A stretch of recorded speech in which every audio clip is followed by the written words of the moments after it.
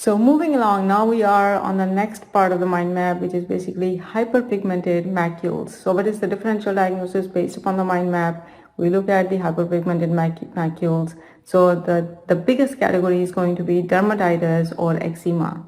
The next thing is going to be melasma, then there is solar lentigo, and then there is post-inflammatory hyperpigmentation. And we'll go into all of those in detail in the next few slides. So here we are going to talk about differences between dermatitis and eczema. They are basically overlapping conditions of the same thing. So basically there is inflammation in the skin. So what are the differences? Dermatitis is a generic term. So whenever there is any type of skin inflammation, we can call it dermatitis. It can occur as a result of many different etiologies. So whenever there is inflammation of the skin, dermatitis. And this occurs as a result of multiple causes. Usually with dermatitis, we use qualifiers. For example, we say atopic dermatitis or irritant dermatitis or contact dermatitis or seborrheic dermatitis or this and that.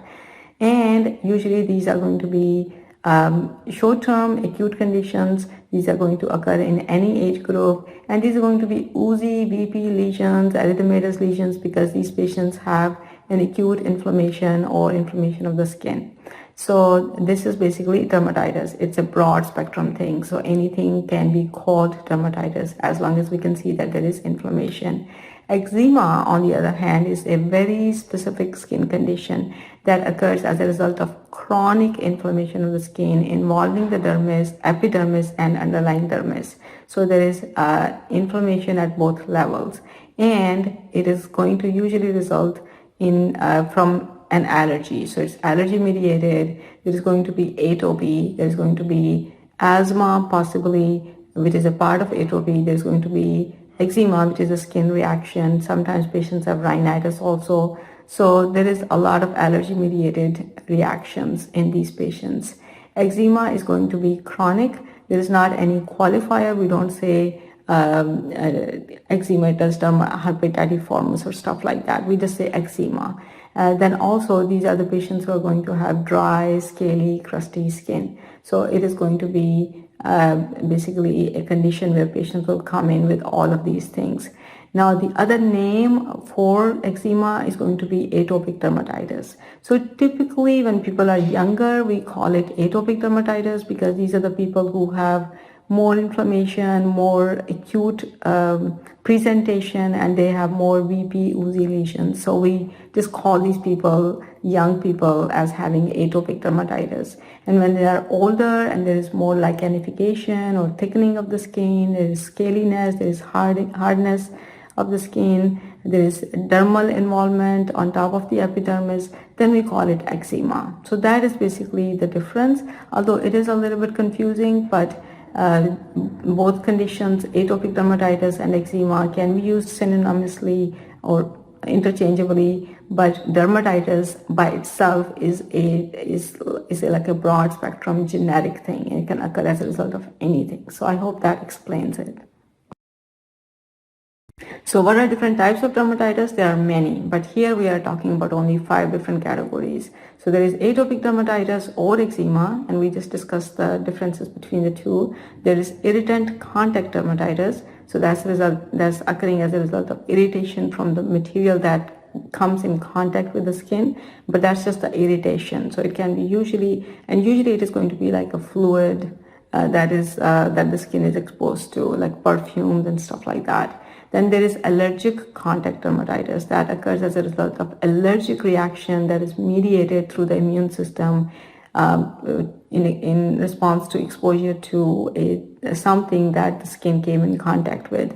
For example, metal, nickel, and things that are solid. So bells and metals, jewelry is going to be something that is going to cause it.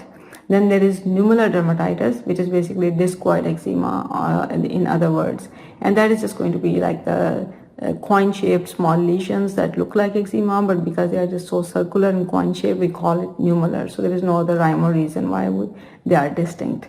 And then lastly, there is seborrheic dermatitis or dandruff that is basically as a result of a reaction to the fungus, which is Malassezia, and that grows under the hair follicles or on in the hair areas. So we call that seborrheic dermatitis. There is a lot of scaliness, there is dandruff, there is irritation, there is itching, and these people will come in asking for treatments for their scalp. So that is called seborrheic dermatitis. That is as a result of exposure to fungus, Malassezia, which is a normal flora of the skin. So what is atopic dermatitis? It is a chronic pruritic inflammatory condition that occurs in childhood, lasts into the adulthood, and then it is called eczema.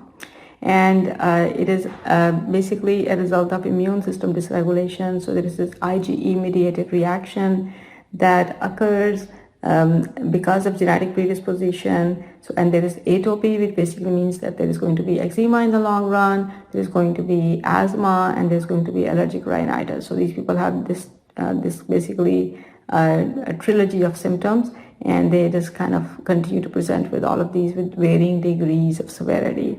Again, like I said, there is genetic predisposition, so there is flagrant mutation in the gene FLG, there is family history usually, and then there is gene-environment interaction. So sometimes different foods, infections, stress, things of that nature will trigger the onset of these symptoms. And then the clinical features are going to be dry, itchy, inflamed skin. And as people get older, a lot of these symptoms can actually get better also. And this is just basically showing different images of children and adults and adolescents with eczematous lesions on the skin. And as you can see that patients with darker skin color have more violaceous, more gray hue to the lesions. And again, more images showing all kinds of different lesions, and sometimes there is secondary inflammation or secondary excoriation. So there is secondary change to the lesions. The universal thing that combines all of these things is pruritus. So there is going to be a lot of itching.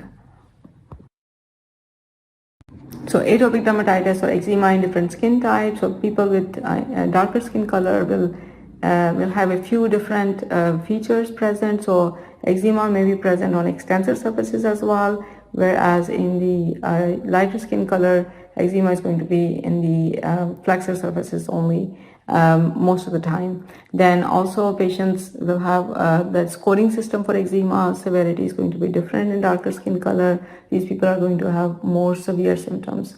And then there may be development of lichen simplex, which is basically just induration of the skin or thickening of the skin. And post-inflammatory hyperpigmentation is going to be much more pronounced in darker skin color. Again, this is showing different images of patients with lighter and darker skin color and showing lichenification, induration, excoriation, and post-inflammatory hyperpigmentation. Irritant contact dermatitis is as a result of localized inflammation of the skin to physical agents, for example, perfume, and usually it is irritating fluid-like substances. So it's not an allergic reaction, it is not immune-mediated. So for example, if I use a perfume that doesn't agree with me, I may develop a rash like this particular patient did. Allergic contact dermatitis is going to be is basically a classic presentation of T-cell mediated immune response, and it is a hypersensitivity reaction that occurs to as a result of exposure to different agents. A classic example is going to be poison ivy, and you'll see it all the time. Nummular dermatitis, like we discussed earlier, is going to be just eczematous lesions, but they are going to be in the coin shape. So they're called nummular dermatitis. There is nothing else to remember about it. So treatment of dermatitis or all types of different dermatitis under one umbrella can be grouped together into different foci. So the first thing to remember, the treatment goal is going to be to improve the quality of life, reduce symptoms, prevent exacerbations, and minimize side effects from the treatments, because that can also occur. Because oftentimes the treatment is going to involve therapeutic agents that have a lot of side effects, for example, steroids. So as far as the lifestyle adjustment is concerned, we need to make sure we identify the triggers. So if somebody is getting the skin lesions or exacerbation of symptoms as a result of different foods or infections or environmental pollutants, we need to minimize that exposure. Then also patient education is important, skin hydration, skin moisture is important, And then of course the next thing is pharmacological treatment. So what is the pharmacological treatment? The first thing would be topical and systemic steroids. We use them quite often, but we always need to be cognizant of the side effects. The next thing up on the ladder is going to be calcineurin inhibitors. So those are the newer agents, for example, tacrolimus, then there is Eucrisa. These are the emollients that can be used on the skin, and they tremendously improve the symptoms as well. The next thing would be phototherapy that can also help a lot with the symptoms, although it does not change the underlying course of the disease. And lastly, the thing that changes the underlying course of the disease is going to be immunotherapy. So there are new agents that are all these MAB drugs. These are biologics. So those like the dupilumab or Duxipant. Then there is JAK inhibitors, and there are IL-13, 23, and 31 inhibitors, which are basically going to be the biologic agents that are going to change the course of the disease and improve the symptoms tremendously. So seborrheic dermatitis, like I mentioned earlier, is a result of an exposure to fungus, which is Malassezia furor, which is a normal flora of the skin. When it becomes very dominant in the hair, it can cause seborrheic dermatitis or seborrhea. It has a bimodal distribution. So for example, in infants or young patients, it will show up, and then also where we call it dandruff or cradle cap. And then in older patients also, it can show up in the form of dry skin or dandruff in the scalp. The treatment is going to be basically ketoconazole or any antifungal treatment, a topical treatment that we can use, and then of course topical corticosteroids just for itching prevention or help with itching can be used as well. Seborrheic keratosis is another condition that we just need to become familiar with. It's not a dermatitis. It is just keratin-filled horn cysts that are going to be present usually on adult patients on their back. They have a stuck-on appearance. We just need to become familiar with them. They are not cancer. They are not malignant. And the classic name for it is Lasseter rot. Dermatitis herpetiformis is an interesting condition where the name is a slightly misnomer because it's not necessarily a dermatitis by itself. It's a condition representing an underlying condition, which is celiac disease. So these are the patients who, after eating gluten, they may or may not even realize that it happens as a result of gluten, but later on in life, at some point, they do come to realize it. So after they eat gluten, they have a immune-mediated reaction. They develop this intensely pruritic rash, which is basically on the extensor surfaces, on the elbows or on the knees, and they just have a lot of erythema, redness, scaliness. The rash appears and then it gradually goes away on its own. Sometimes you have to use corticosteroids, and it has a remitting, relapsing quality. It is associated with celiac disease, and there is a strong genetic predisposition, which is in the form of HLA-DQ2 and HLA-DQ8. Melasma is another one of the differential diagnoses in the hyperpigmented macules that we looked at earlier in the mind map, and it is basically just hyperpigmentation of the photodistributed area. So young or young adult female patients are going to present with dark pigmentation of the skin, and they'll say it happened after pregnancy, and we call it melasma. It usually resolves on its own with time. It does take time, so if the patient doesn't want to wait very long, you can give them hydroquinone, which is basically a topical cream that will basically depigment some of these lesions. Post-inflammatory hyperpigmentation is a situation where you have a lot of melanin development or pigmentation of the skin lesions as a result of inflammation. So these are the patients who got some inflammation of some type. Usually it happens when people have eczema or other types of dermatitis, and later on when it starts to resolve, they have dark skin. So people tend to think that they have ongoing problem, but they actually now are suffering from post-inflammatory hyperpigmentation. We can still treat it with the help of hydroquinone, but these conditions or this situation does not require corticosteroid cream that we normally use for active inflammation associated with eczema. Solar lentigo is basically just age spots. So age spots, in older age, people develop pigmentation of different parts of the skin. So this is going to be flat or flat lesions, which are basically dark, and we call it solar lentigo, age spots, and they are going to be present in sun exposed areas. They are not going to be itchy, they are not going to be painful, they don't require any treatment, just reassurance is good enough.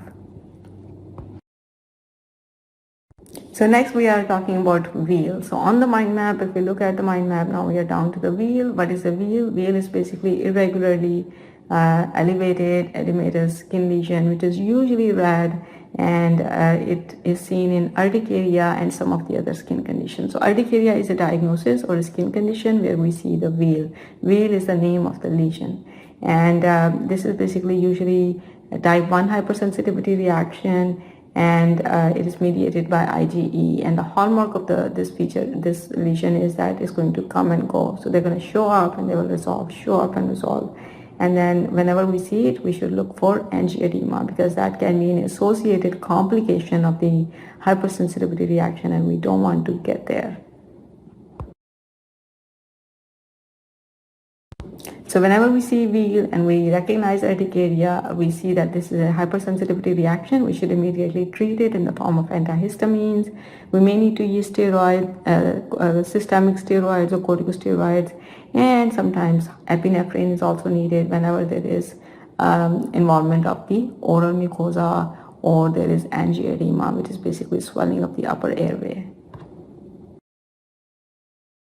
So urticaria, again, like I said, is a skin condition where you see wheals, and they have patients are going to present with wheals. It's about 20% of the population. It is mast cell mediated, IgE mediated type 1 hypersensitivity reaction, and it's extremely itchy. And it can be triggered by exercise, by sweat, by heat, by sun, infections, all kinds of different things. And whenever we see it, we do the treatment, which is basically antihistamines, corticosteroids, and epinephrine if needed. And in the long run, we can use mast cell stabilizers. So there is something called chronic urticaria, and for that, we will use mast cell stabilizers to make sure that we can prevent the recurrence. So dermographism is just basically elicitation of urticaria or the skin lesions or wheals that show up in urticaria. So what happens is whenever we scratch skin on patients who have urticaria, they will show this reaction, which is basically writing on the skin. And that's just basically a way to confirm the diagnosis. And of course, when we see it, we can treat it. So next is the papule. So papule on the mind map is another skin lesion that we can identify by looking at it. It is palpable, it is raised, it is discrete, it is usually small, less than 1 centimeter in diameter, and it can be isolated or grouped. So there is multiple differential diagnoses associated with papules. Let's look at those. So here is a group of differential diagnoses. So the biggest thing is going to be acne, but then there are others too. So with acne, as you can see, there is rosacea, which is not acne, but it is so similar to it. So I put it together with acne. And then there is hidradenitis suppurativa. Again, it is not acne, but it is so closely associated with it, or is so extreme in its or severe in its presentation, that I put it together with acne. The rest of the differentials are very straightforward and quick. So those are basically drug eruption, which may show other things too. Then there is milia in the newborn, and there is warts. So this is just a slide showing different images of different types of papules, which we'll go into the detail of.